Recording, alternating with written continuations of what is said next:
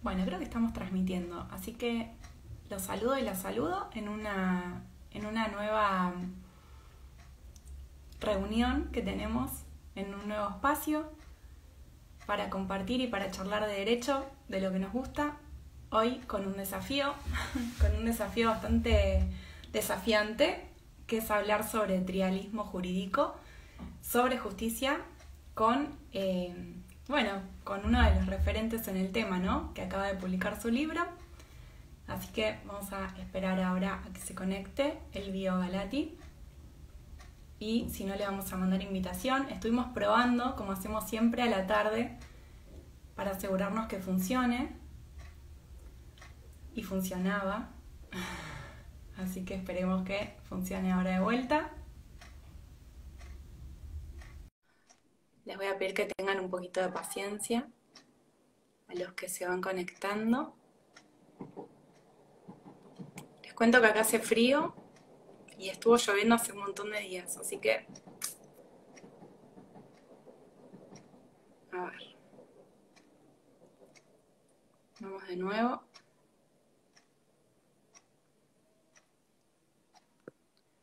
Si no, lo voy a tener que volver a empezar. Espero que no. Elvio, si estás ahí, mándame invitación.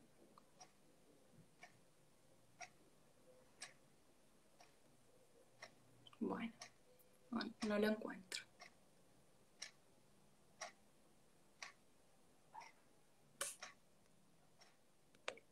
Vamos a volver a empezar.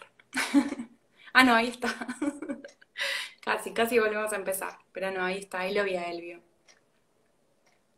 Elvio, te mando la invitación de vuelta, ¿eh? Espera un segundo. Ahí vamos. Creo que lo logramos. Sí. Hay un momento de pánico que yo no sé si se va a conectar, si no se va a conectar. Y es un momento raro en el que hay mucha incertidumbre. Voy a subir esto. Ahí está. Perfecto. Bueno, Elvio. ¿Qué tal? ¿Cómo va, Buenas tardes. Carolina? ¿Cómo estás? Bien, muy bien. Bueno, empecé diciendo una realidad, que es que esta charla va a ser todo un desafío, porque hablar de trialismo jurídico ya es un desafío. Así que yo me animo igual, ¿eh? Yo me animo. Y para mí es un desafío con el tecnológico, así que vamos a estar con dos desafíos, doble. Ya los sorteamos el tecnológico. De hecho, estamos conectados, estamos transmitiendo. Bien, Ahora Instagram nos va a hacer el favor de contarle a nuestros seguidores y nuestras seguidoras que estamos transmitiendo, así que seguramente se van a empezar a sumar. Siempre se suman cuando hacemos la prueba, ¿viste? Y después es como que y tarda. ahora no. Claro, Bien, claro. Pero bueno, no importa, porque la verdad es que siempre tenemos como la necesidad de poner una fecha y una hora. Y lo cierto es que no todo el mundo puede, y por ahí lo ven después, que una de las ventajas es que todos los videos quedan grabados, se suben a Instagram y después se suben también a nuestro canal de YouTube, así que eso es una gran ventaja que bueno, que me parece que le da la posibilidad a los que no pueden estar acá o a los que no pueden estar acá de verlo después. Así que, bien. bueno, en primer lugar te quiero, bueno, agradecer un montón por animarte, por estar acá y por contarnos todo lo que nos vas a contar. Bueno, primero que nada, felicitaciones por lo del libro. Gracias. Y aparte es digamos, la concreción de lo que fue tu tesis doctoral también, ¿no? Sí, ahí la investigación doctoral empezó, bueno, en el año 2004, cuando yo empecé el doctorado, y bueno, se terminó en diciembre del 2009 cuando entregué la tesis. Sí, Pero la tesis fue un poco grande, me llevó 2 tomos y entonces, bueno, eso implicó mucho tiempo y mucho trabajo para la publicación, digamos. claro. Este, ya se publicaron, bueno, este es el cuarto de toda la saga de la tesis y bueno, queda uno que va a ser el último. Así que bueno, prometo que va a ser este es el penúltimo, digamos. Ok, bueno, voy saludando. Julio Barros, gracias por sumarte. Bueno, acá hay como seudónimos, no sé los nombres. Andy Bleus, Emerson Costa. Bueno, sepan que este espacio también es para hacer preguntas, así que si nos quieren hacer comentarios o le quieren hacer preguntas directamente a Elvio, las vamos a estar leyendo ahora a medida que vamos charlando, así que los invitamos y las invitamos a participar. Este, gracias Julio, gracias por estar acá. Bueno, Elvio, contanos, no nos cuentes los 5 tomos, pero contanos cuál es el leitmotiv de lo que escribiste, de lo que te llevó a hacer esta investigación, ¿no? Que todas las investigaciones doctorales tienen así como ese propósito, ¿no? De traer algo novedoso y algo que haga avanzar a la ciencia. Es algo como muy profundo. Sí, bueno, en realidad el objetivo de la investigación fue encontrar las relaciones entre la teoría trialista del mundo jurídico y el pensamiento complejo del filósofo francés Edgar Morin. Para contar un poquitito de la tesis en general, la teoría trialista es una teoría que crea el jurista germano-español Werner Goldschmidt.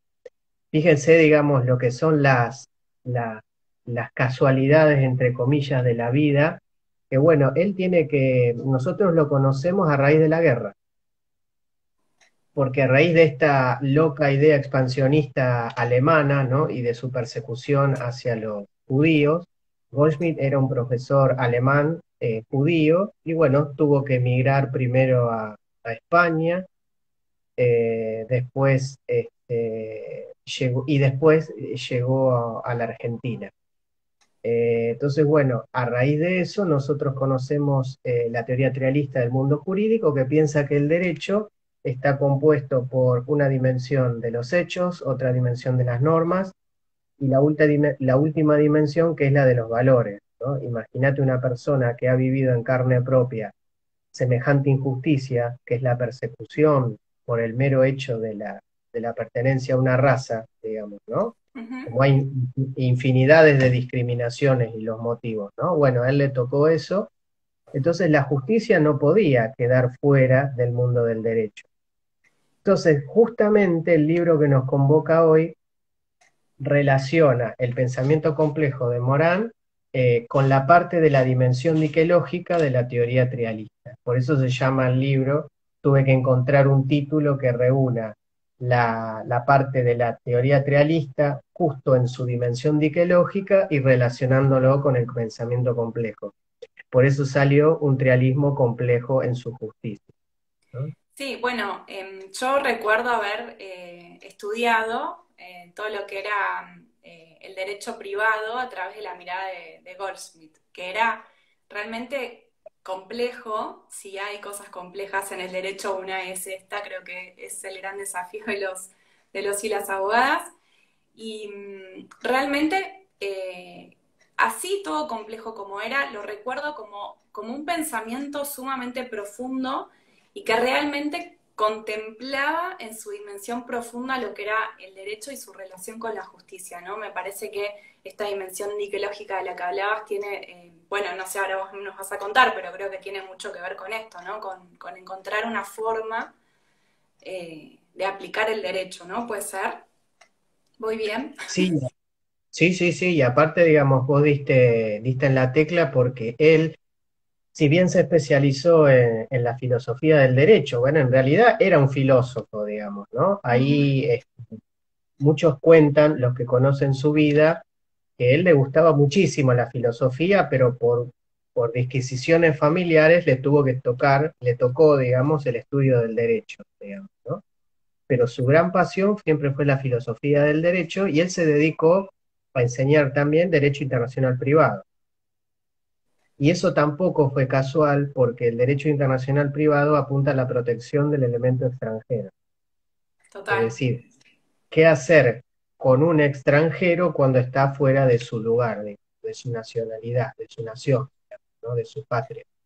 Y entonces, bueno, esa es la idea precisamente de lograr justicia a través de una rama, ¿no? Y a partir de eso, bueno, él introdujo esta idea de que, bueno, que cada una de las ramas en las que se divide el derecho se distinguen por varios motivos, pero el principal es por su exigencia de justicia, es decir, a quién nosotros tenemos que dirigir puntualmente la protección. Bueno, el derecho internacional privado hacia la protección del elemento extranjero. El derecho de la salud, por ejemplo, que está ahora tan en boga, a la protección del paciente, que es uno de los débiles. Pero hoy, en estos años, también se ha mostrado que esa debilidad es relativa, digamos, ¿no? Porque a veces el débil puede ser el paciente en relación con el médico. El médico puede ser débil en relación con el Estado. Y el Estado puede ser débil en relación con las multinacionales, como nos pasó, por ejemplo, con el Instituto Gamaleya, con Pfizer, con Moderna, que ellas concentraban el poder simplemente porque tenían la posibilidad de devolvernos nuestra vida en sociedad, digamos, ¿no? Total. Entonces, esa idea de la protección y de la especial exigencia de justicia se la debemos a la teoría trialista, digamos, ¿no? Y hace que el derecho, digamos, sea no solo un fenómeno normativo, porque si no es muy pobre el análisis, ¿no? Que es algo que va recorriendo cada una de las ideas de la tesis. Me gustaría, no sé, realmente, tal vez, bueno, muchos de los que van a ver el video, muchas de las que van a ver el video, tal vez les pase como a mí, que no recuerden 100% cómo era que la teoría trialista enfocaba las cuestiones prácticas, ¿no? Como vos decías recién, no solo es el estudio del derecho en su fase normativa, sino que implica dos fases más, ¿no? Que tienen que ver con un estudio transversal de las situaciones de la práctica, ¿no? De la sociedad. Entonces me gustaría preguntarte, bueno, que nos cuentes un poquito más, que nos recuerdes por ahí cómo era este enfoque que tiene la teoría trialista y por qué yo creo que es una de las que más se acercan, ¿no? al sentido de justicia. Eh, no sé, bueno, vos que lo investigaste, ¿qué nos podés decir sobre esto? Bueno, fíjate Carolina, fíjense todos que en realidad, si yo por ejemplo capté el espíritu de Goldschmidt, que pareciera como que el derecho es todo un camino hacia la justicia. Porque cuando nosotros pensamos cómo él define el derecho, dice, el derecho es un conjunto de repartos captados por normas y valorados por la justicia, digamos, ¿no? Fíjate como que, o sea, el ser humano es un conjunto de hechos biológicos y de hechos sociales, porque somos carne, somos hueso y somos interacción con otros seres humanos. Eso es lo real, digamos, ¿no? Luego eso es captado por las normas. Bueno, las normas ¿qué hacen? Captan beneficios y perjuicios y los administran. Pero siempre la idea de justicia está sobrevolando esas otras dos dimensiones anteriores para criticarlas como justas o injustas. Entonces, y la idea de la tesis también, si bien no en este libro, pero sí en otros anteriores, y eso, digamos, es lo bueno de sumar el pensamiento complejo al trialismo, ve cómo las dimensiones no son compartimentos estancos, es decir, yo tengo acá la dimensión de los hechos, acá la dimensión de las normas y después sumo la dimensión de los valores. Y son como si fueran, digamos, tres habitaciones separadas, digamos, ¿no? Sino que hay interrelaciones. Yo puedo ver justicia en los hechos, en las normas, digamos, ¿no? Y puedo ver partes de normatividad en la justicia y en los hechos, así como puedo ver en la justicia también hechos y partes de normatividad. Entonces, siempre cuando nosotros nos movemos, bueno, de hecho nosotros nos reunimos a las 7 y cada uno respeta la palabra y eso hace justa la relación, digamos, ¿no? Y es una conducta, digamos. Y bueno, y por suerte no, está muy poco regulada, espero, digamos, ¿no? Acá habrá otros especialistas que conozcan más de Instagram. Bueno, y no solo es una conducta, sino también tiene que ver con los valores que compartimos, de cumplir la palabra, de cumplir el horario, digo, tiene un montón de cosas. Sí, sí, sí, sí. Y entonces, bueno, eso es lo bueno también de lo novedoso que hablabas hoy, que bueno, que fue a lo que apunté y el humilde aporte, hablaba de eso, ¿no? De sumar cómo el pensamiento complejo se puede relacionar con las dimensiones y también con la interacción de la teoría realista, y sobre todo para reforzar los fundamentos filosóficos, ¿no? Sobre todo porque hoy está muy en boga esta idea de la complejidad. Siempre en cualquier discusión se termina diciendo, y sí, es todo muy complejo. Pero bueno, la idea del pensamiento complejo también es que apunta a dotar de principios, de líneas y de pistas para operacionalizar esa complejidad. Es decir, bueno, complejo es todo, pero ¿cómo lo llevamos a la práctica esa complejidad? Y la idea de la tesis muestra también que el realismo ha podido, digamos, llevar a la práctica, digamos, práctica en el sentido de llevar a la rama, llamando por rama al derecho, esa idea de complejidad de la que habla Morán. Bueno, y para hacerlo un poco más, no tan abstracto, ¿no? Si nosotros, te pido si podemos pensar en alguna situación concreta o algún ejemplo como para poder ver todo lo que dice la teoría trialista y llevarlo a un hecho concreto como para poder, un poco lo que vos hiciste en tu investigación, ir como desmenuzando estas tres dimensiones y su relación también con el pensamiento complejo. Bueno, por ejemplo, hoy nosotros estamos a 25 de marzo, digamos, ¿no? Ayer Ujú, nosotros, para los que nos siguen en la República Argentina, tuvimos un día muy especial que tenía que ver con el aniversario al golpe de Estado, digamos, ¿no? Que nosotros ujú. tuvimos acá en Argentina, al llamado proceso de reorganización nacional, que se rebautizó como el Día de la Memoria, la Verdad y la Justicia.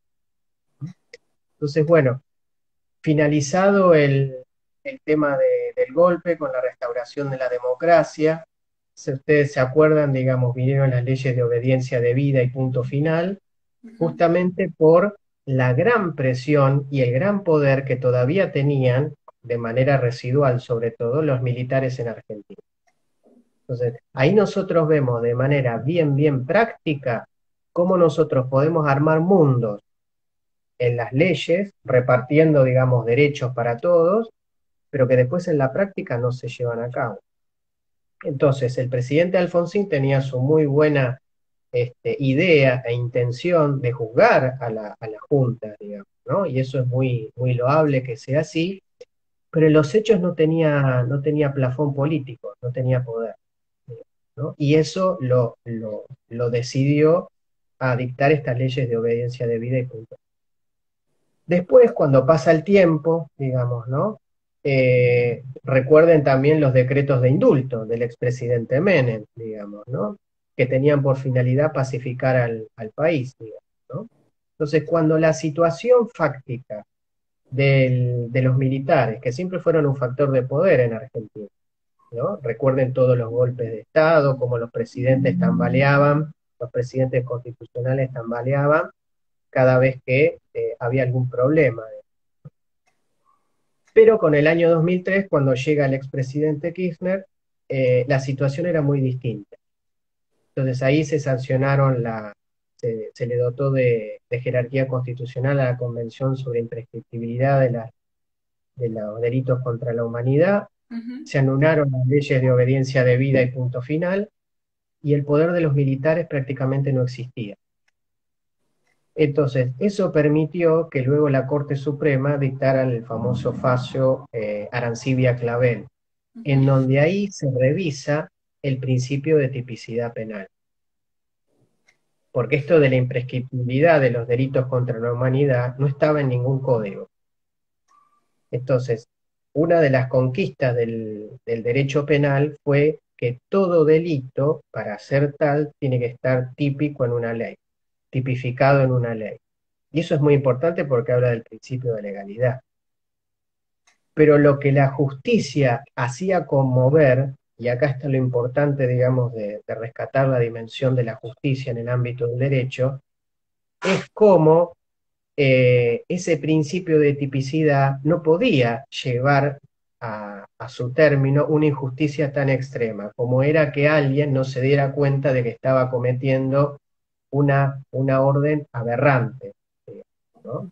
Entonces Arancibia Clavel podía decir, sí, en realidad a mí me obligaron, sí, yo tuve que obedecer, pero uno no obedece cualquier cosa. Si hay algo que caracteriza a los seres humanos es nuestro pensamiento, nuestro raciocinio, digamos, ¿no? Entonces, ahí justamente se lleva adelante esta idea de que son delitos contra la humanidad porque son aberrantes, es decir, no pueden dejar de ninguna ley, por más ley que sea, digamos, puede apañarlos, no pueden ser objetos de amnistía, de indulto, etcétera, digamos, ¿no? Y de hecho en la Corte, en el caso Arancibia, hubo votos tanto a favor como en contra, ¿no? Ujú. Algunos a favor de la tipicidad penal y otros a favor de esa costumbre por parte del derecho internacional que reflejaba la justicia, ¿no? Porque la justicia es lo que nos permite, en última instancia, recuperar nuestra capacidad de crítica, es decir, bueno, yo cómo puedo llevar adelante semejantes órdenes atroces, ¿no? Como torturar a alguien, secuestrarlos, arrojarlos al mar, como nosotros hemos visto a lo largo Ujú. de los últimos años, digamos, ¿no? Y eso es inaceptable, ¿no? Es una injusticia extrema que no se puede permitir. Totalmente, es lo que pasó, digamos, lo que tuvo su inicio en lo que fue los juicios de Nuremberg, que la ley era la que se debía aplicar, pero era una ley injusta. Entonces ahí se desdoblaba el tema de, eh, bueno, la razón de ser del derecho es justamente aplicar concretar este sentido de justicia. Y por más que tuviesen una ley, esa ley no podía ser aplicada porque terminaba resultando injusta. Como vos decís, bueno, vos contabas la experiencia que pasó acá en Argentina, creo que fue el primer caso, como decías vos, en que la Corte Suprema empezó como a receptar esto que ya estaba pasando en el ámbito internacional, pero tiene que ver con esto, ¿no? Como a veces una norma es la ley que es, bueno, también se relaciona mucho con el mito griego de Antígona, la ley que es contra o en contraposición con la ley que debe ser, la ley que es justa, ¿no? Que por ahí no es la que está escrita, la del derecho positivo, sino que eh, es superior, anterior, y bueno, como dice Antígona, como dice también nuestro profesor Siuro Caldani, que lo cuenta muy bien, que dice bueno, que hay un derecho anterior y superior que tiene que prevalecer por sobre la norma escrita.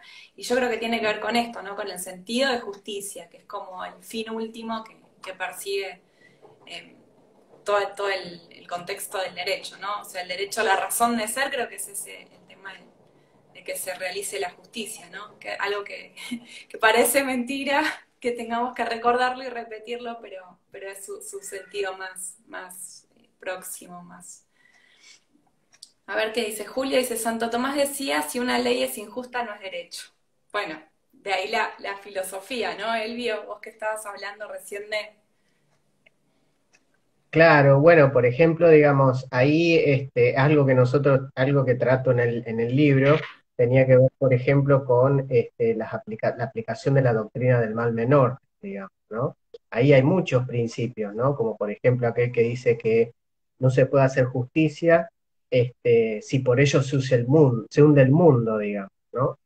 ¿Esto qué quiere decir? Que a veces es cierto que se puede hacer justicia, pero son necesarias otras condiciones, ¿no? Y el ejemplo de lo que ocurría, digamos, en la época del expresidente Alfonsín es clave, digamos, ¿no? Porque él tenía, y yo creo que gran parte de la población argentina tenía esta idea de hacer justicia, pero si se hacía justicia se hundía la Argentina, digamos, ¿no? Porque los militares se iban a alzar, se iban a rebelar contra las autoridades constitucionales y ello iba a redundar en última instancia en un resultado peor del que se pretendía.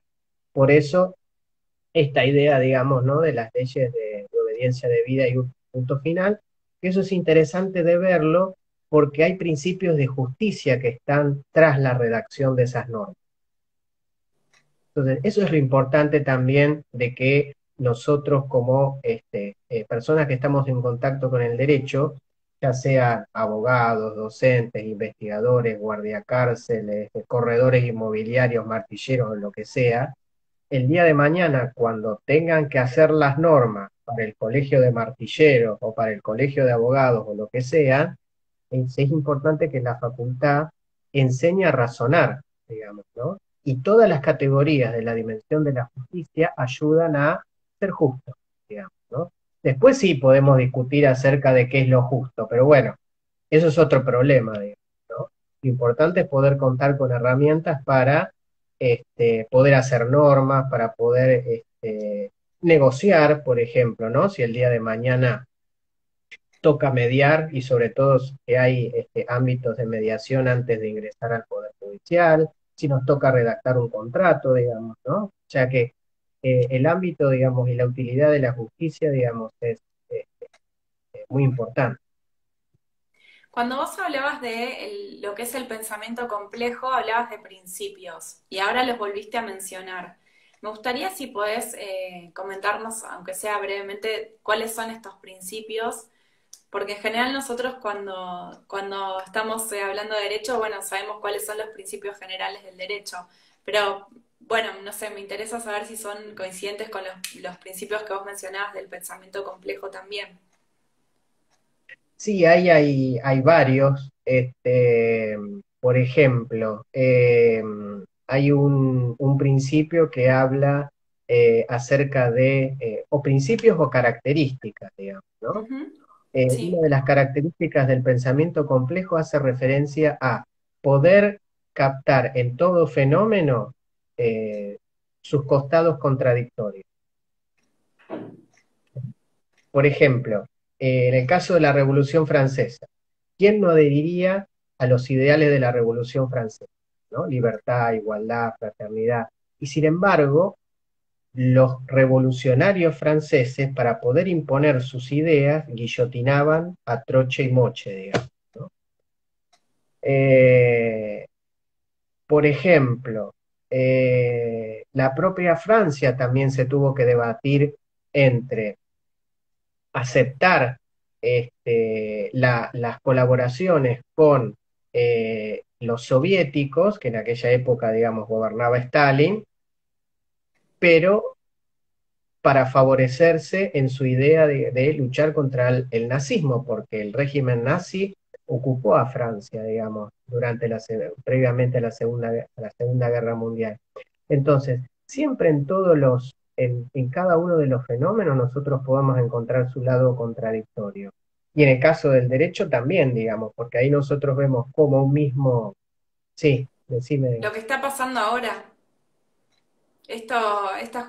Bueno, lo que está pasando ahora, que es una constante, que cada vez que hay una guerra, que hay un enfrentamiento, que hay una situación bélica, siempre hay como un discurso que es contradictorio, que es en favor de los derechos, que es algo que no sé cómo lo podés analizar vos, pero la verdad es que siempre está como el discurso de, bueno, hago la guerra para buscar la paz, y en realidad nada más alejado que de la guerra con el avasallamiento de derechos que implica un conflicto bélico, los movimientos migratorios, los refugiados, digo, sumamente importante lo que estás mencionando del discurso contradictorio con respecto a la justicia, ¿no? Sí, y entonces ahí hablando, volviendo sobre las contradicciones, después Morena agrega esta idea de la dialógica, digamos, ¿no? Que trata de hacer dialogar o de manera concurrente, complementaria o antagonista a esos dos puntos de vista que aparecen como contradictorios, ¿no? En el lenguaje o el modo de pensamiento lógico, esas ideas contradictorias se excluyen unas a otras. Incluso nosotros a veces nos movemos de esa manera, ¿no? Bueno, porque utilizamos a veces, por ejemplo, la lógica del enemigo amigo, digamos, ¿no? Eh, o eh, la idea también puede querer significar poder encontrar compromisos, acuerdos, como para poder convivir. digamos, ¿no? Pero hay muchas, bueno, en el propio derecho, fíjate qué contradicciones hay entre la dimensión de los hechos, de la norma y los valores, ¿no? Ujú. Desde un punto de vista lógico, cada dimensión integra una teoría aparte, Sí. porque la dimensión sociológica habla de la teoría realista, la normológica habla de la teoría del subpositivismo, y la de los valores funda una nueva escuela que es la del justnaturalismo, y cada una de ellas excluye a las otras. Bueno, y la idea del trialismo es poder hacer convivir de manera armónica a esas tres escuelas, digamos, no excluyéndolas, sino haciéndolas complementarias, digamos. Y ese es uno de los principios del pensamiento complejo. Después, bueno, también jerarquiza la singularidad, que siempre se desprecia porque vivimos en la ciencia de lo general, digamos, ¿no? Tratando de generalizar y encontrar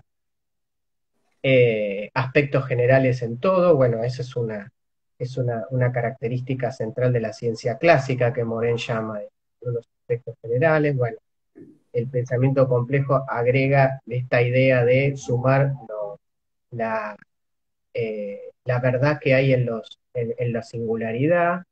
Después también hace interactuar lo global y lo local para la comprensión de un fenómeno. Eso se ve, por ejemplo, en el caso del narcotráfico, digamos, ¿no? A veces un municipio, fíjate, por ejemplo, Rosario, ¿no? En donde yo Sí. estoy ahora. ¿Cuán inútil sería cualquier acción que quisiera emprender el intendente de Rosario para combatir el narcotráfico? Lo mismo el gobernador de la provincia. ¿Por qué? Porque el narcotráfico es un problema global. Aqueja y azota de una manera terrible a Rosario, pero es una problemática que es global. No solamente impacta, digamos, en toda la República Argentina, porque la droga entra por todos los agujeritos que permean a las fronteras de Argentina, Ujú. sino que incluso tiene que ver hasta con comunicaciones que se dan con otros países de otros lugares del mundo, digamos. O sea, el narcotráfico es un problema global, digamos, ¿no? Pero tampoco deja de ser un problema local, porque nosotros somos los que eh, estamos sufriendo cuando se vayan los tribunales porque están juzgando a alguien, o porque hay un ajuste de cuentas, o porque hay simplemente un estado paralelo, digamos, ¿no? Sí. Donde la policía, digamos, algunos policías son comprados, algunos jueces también. Recordá el caso, digamos, del preso que tenía parecía un apartamento que tenía en la cárcel, ¿no? Con el teléfono y todas estas cosas, digamos, ¿no? Entonces, bueno, uno no puede, sería ciego si intentara combatir con armas locales, con una ordenanza municipal, un problema que es global, digamos, ¿no? Y lo mismo pasa con los problemas ambientales,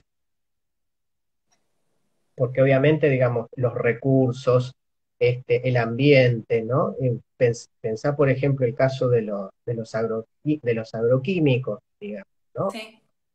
La temática de los organismos genéticamente modificados también es global, porque tiene que ver con la producción a escala de alimentos, y con una idea básica del sistema capitalista, y que Argentina podrá hacer su aporte, digamos, pero si no tiene el consenso, digamos, y el concurso de otros aliados, pues, como por ejemplo los países del Mercosur, que a veces se le da poca importancia, digamos, ¿no? A la asociación internacional, pero es clave para temas como este. Sí, es clave también, como vos decías, bueno, formarnos y capacitarnos mucho en poder abordar estos temas desde varias perspectivas, ¿no? Como vos decías recién, desde la perspectiva local, desde la perspectiva general, desde la perspectiva de la razón de ser que se puede sostener desde las normas y la razón de ser de la justicia que tienen esas normas en el caso concreto. Bueno, acá Julio también nos dice, importante las enseñanzas de filosofía del derecho también. Bueno, yo creo que todo lo que hace siempre a la formación y a la capacitación de justamente, sobre todo los operadores judiciales de justicia, que son los que están, digamos, resolviendo los casos, ¿no? Por supuesto que también los legisladores que hacen las normas, que tienen que receptar la opinión de la comunidad, las necesidades sociales, digo, y también, bueno, pensaba mientras vos hablabas en esto de la singularidad, ¿no? Si bien las normas tienen esta tendencia a ser generales, creo que ahora está como evolucionando un poco a tener en cuenta las singularidades, sobre todo, bueno, lo noto con cuestiones de géneros, ya no es género, ya es géneros, identidades. Digo, hay un avance que tiene que ver con eso, ¿no? Con un camino que va hacia un lugar distinto de lo que es la generalidad. Si bien son normas generales, creo que también están como teniendo en cuenta la singularidad. Elvio, somos la diversidad humana, somos todos distintos. Digo, eso también tiene que verse reflejado en las normas para que haya justicia, ¿no? ¿Cómo lo ves? Bueno, me hiciste acordar a otro principio del pensamiento complejo que habla sobre la unidad en la diversidad, que Morén le da un nombre en latín que se llama unitas multiplex. Entonces, él da muchos ejemplos y yo creo que, digamos, el mejor es esto, el del ser humano, digamos, ¿no?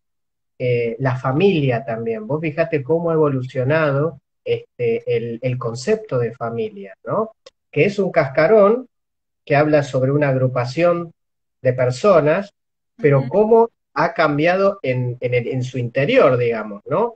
Con dos mujeres, dos varones, una mujer y un varón, y bueno, y con toda la amplia gama de la diversidad de género LGTBIQ, digamos, ¿no? Puede ser Sí. una familia entre un travesti y un transexual femenino masculino, una persona de un género no binario, como ha empezado a llamárselo ahora, digamos, ¿no? Total, aparte Este, ya no, como decía recién, ahora ya hablamos de géneros, hablamos de familias, hablamos de infancias, que me parece que han sido terrenos ganados, que se siguen, digamos, se siguen ganando, ¿no? No son terrenos ganados de por sí. La verdad que hay mucha lucha que tiene que ver con todo esto, porque también, bueno, lamentablemente prevalece mucho lo que es la discriminación y la violencia contra todo lo que es distinto, que tiene que ver también con lo que vos decías del pensamiento del enemigo, ¿no? Del otro y de ver al otro como un enemigo. Esto que nos inculcan desde el ámbito más que nada político. Bueno, siempre caemos en lo mismo, en estas charlas que tiene que ver con políticas públicas, ¿no? Que es la forma en que el Estado puede de alguna manera regular lo que es las normas con respecto a la justicia con lo que hablabas vos recién. Pero, pero bueno, me encanta poder llevar, porque si no es muy abstracto y yo al menos me pierdo, entonces ver los principios aplicados a las cuestiones de la vida cotidiana, lo que vemos que pasa, ¿no? Que a veces el derecho se ve como algo muy abstracto y en realidad es algo muy concreto.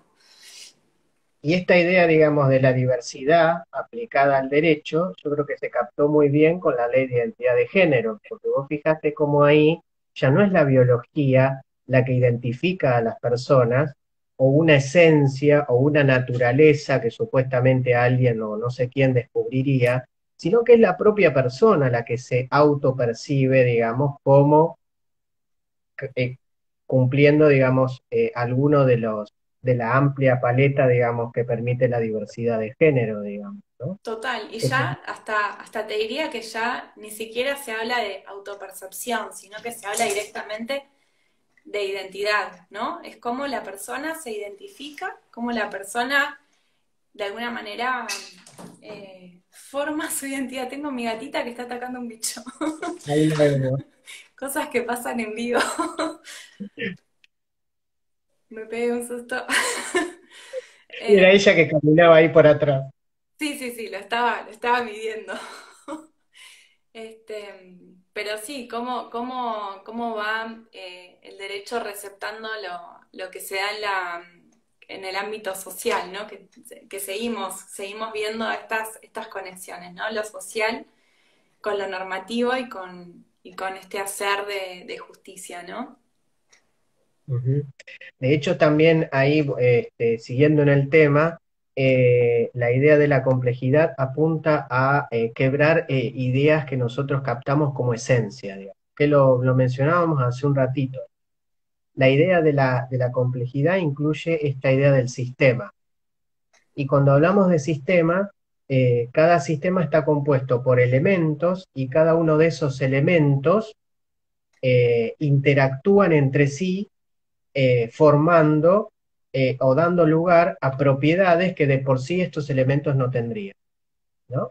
Y eso es el fundamento de las asociaciones, es el fundamento también de la idea de que esas emergencias combaten las esencias. Entonces, antes nosotros pensábamos que había esencia como el hecho de ser hombre o la esencia del hecho de ser mujer. El Ujú, hecho de la esencia de ser mujer, por ejemplo, era, no sé, lavar la casa, digamos, cocinar o ser madre, digamos. Y hoy ujú. vemos que no hay esencias, sino que hay emergencias. Y esas emergencias son las que, en esa familia que está compuesta por tres personas, por ejemplo, Sí, viendo cómo se autoorganizan, surgirán las emergencias de, bueno, quién se encarga de esto o quién se encarga de lo otro, ¿no? total. Y esa idea del sistema le da más libertad al individuo, porque es el propio individuo el que se autoorganiza con otros y en función del contexto, digamos, ¿no? Por eso Morena habla en algún momento de la autoecoorganización, digamos, ¿no? Y eso es muy importante porque quiebra esta idea que en algunos casos fue tan perjudicial cuando habla de de las esencias, digamos, ¿no? O de las naturalezas, ¿no? La verdad, súper, súper interesante. Me quedaría horas hablando sobre este tema. Por ahí, como decía, ¿no? Por ahí a veces parece muy, muy abstracto o muy complejo, pero empezar como a notar estas cosas en la práctica, en la vida, en la evolución del ser humano, en cómo va el derecho receptando estas cuestiones, cómo va buscando también el sentido de justicia y poder analizarlo desde distintos, ahí están comentando algo, ¿no? Distintas Sí, perspectivas. A ver qué dice. Lea Villalba dice, y el vacío de legislación en materia de subrogación, realidad, norma, justicia. Total, total. O sea, ahí para eso eso es tenemos que... sí, daría lugar para otro vivo, me parece. Pero bueno, está linda lo que dice Leandro porque ahí nosotros podemos ver la importancia de la justicia.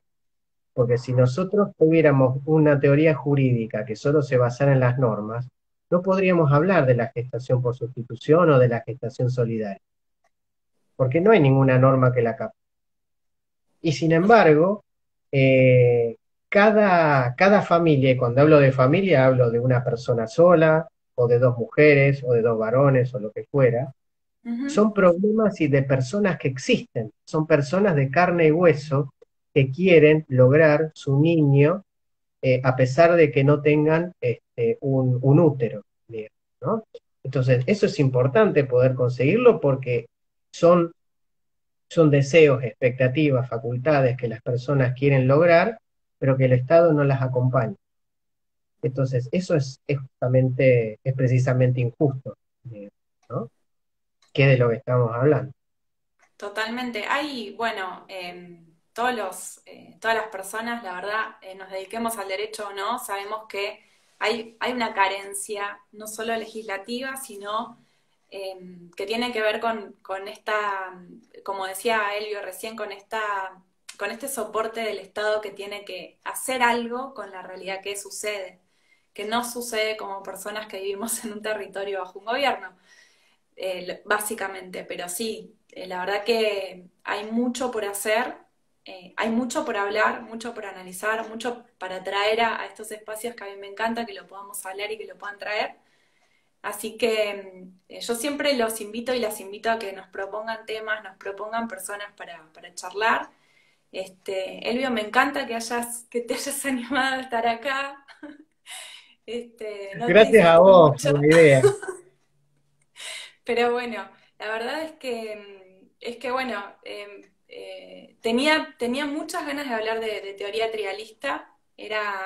Es un desafío constante porque creo que es una de las teorías que todavía siguen, digo, tienen muchísimo para evolucionar, ¿no? Porque estas tres dimensiones me parece que, como te decía al principio, que es como una forma de que varios aspectos, sobre todo los más salientes que tienen que ver con la sociedad, las normas y la justicia, que tengan esta mirada, que tengan este abordaje. Así que yo te agradezco que estés acá, que hayas venido. No sé si querés cerrar con alguna idea, decirnos, bueno, dónde se puede conseguir el libro. Una pregunta, Elvio. Ah, Sí. a ver si lo digo bien. ¿Stumbler está cercano a los conceptos de Goldschmidt? Bueno, puntualmente no recuerdo tanto la idea filosófica de Stamler. Eh, tendría que repasarla, eh, pero me recuerdo algo que él contaba, algo sobre las ideas de justicia, digamos, ¿no? Y sí, en ese sentido, digamos, Goldschmidt ha tomado, sobre todo, más que de Stamler, ha tomado mucho del neocantismo de Baden, digamos, ¿no? Que hablaba de la objetividad de los valores.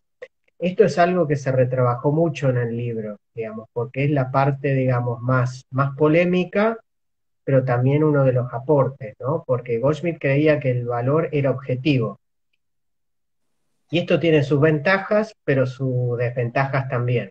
La ventaja es que le da independencia a la dimensión diquelógica, digamos, ¿no? Porque si el valor existe con independencia del sujeto, ese sujeto puede ser juzgado luego por un valor que es independiente, porque si los dos coinciden, no hay quien juzgue, digamos, ¿no?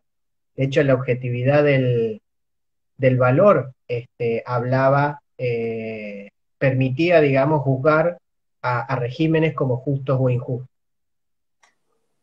Después algunos otros hablan de valores construidos.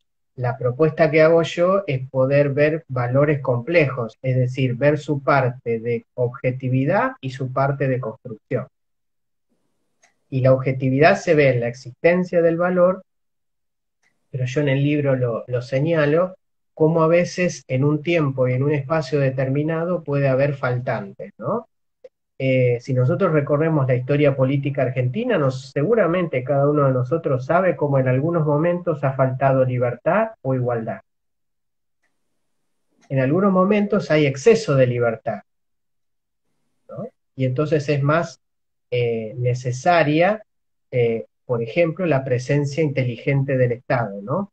Para apoyar a los más débiles, para defender la competencia, digamos, ¿no? Y en algunos casos la opresión del Estado es asfixiante. Y entonces ahí la necesidad de libertad es inmediata, digamos, ¿no? Cada uno, sin aplicar, digamos, a momentos históricos, ni hablar de años ni de personas, cada uno sabrá en qué momentos de la historia ha habido, digamos, exceso o autoritarismo, digamos, o paternalismos, y ha sido Ujú. necesaria la libertad, y en otros momentos en donde el Estado dejó a cada uno librado a su propia suerte, digamos, ¿no? Entonces, bueno, la idea de esta oscilación, ¿sí? Como para que en cada momento pueda haber, hoy por ejemplo en Rusia, en donde está gobernada por un matón, bueno, ahí hace falta libertad, digamos, ¿no? Eso es evidente, digamos, ¿no? Porque luego, digamos, el gobernante capta, invade países, capta la verdad, le lava la cabeza a los ciudadanos, digamos, ¿no? Entonces, bueno, ahí la necesidad de libertad es apremiante, ¿no?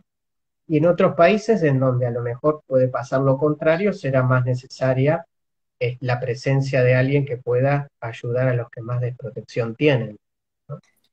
Acá Hoy, Julio entonces, dice, no sé si llegaste a leer, dice, calculo que habla de la teoría de Stammler, habla de la comunidad pura y se basó en Kant, que era, bueno, medio lo que estabas comentando vos recién. claro, claro. Sí. Bueno, si no hay más preguntas, bueno, Elvio, muchas gracias por estar. Y después te quería agregar lo que me Sí, habías dicho, que el libro, digamos, se puede eso. descargar de manera libre y gratuita del catálogo de la biblioteca virtual de la UNR, se puede descargar de la página editorialteseo.com, se puede descargar de mi página profesional, elbioacademia.wordpress.com, o sea que si uno lo pone en Google, digamos, es Va muy para eso. accesible, va a Bueno, aparecer igual, seguro. igual lo que vamos a hacer, Elvio, si te parece también, es subirlo a la página académica online, así nuestros seguidores y nuestras seguidoras tienen el acceso directo para descargar todo el material y profundizar en estos temas que realmente son apasionantes. Así que bueno, muchas gracias, un placer tenerte, un honor, la verdad. Gracias a vos por la idea y por la calidez, que es No, inigualable. la idea es esta, acercar las teorías, acercar todos los pensamientos, las miradas, las distintas voces. La verdad creo que crecemos todas y todos con estas conversaciones y con estos espacios que son el leitmotiv de juntarnos, de conversar, de pensar juntos y juntas y también, bueno, que las personas puedan tener acceso por ahí a vos, a otras personas, que puedan preguntar. Digo, a veces parece como que uno es muy lejano y no, somos personas de carne y hueso que estamos a disposición y que nos apasiona esto, así que bueno, nada, me encanta y bueno, muchas gracias. Bien, bien. Muchísimas gracias, Carolina. Y bueno, les cuento que bueno, este fue el primer vivo de Instagram que hago, así que muy, muy entusiasmado también. Aparte es lindo por la interacción, por las preguntas que hacen, ¿no? Muy lindo Sí. todo. Me alegro que te hayas sentido cómodo y bueno, en otra oportunidad nos vemos de nuevo. Gracias. A disposición. Un Un beso beso grande. enorme. Saludos Chau, para chau. todos. Chao.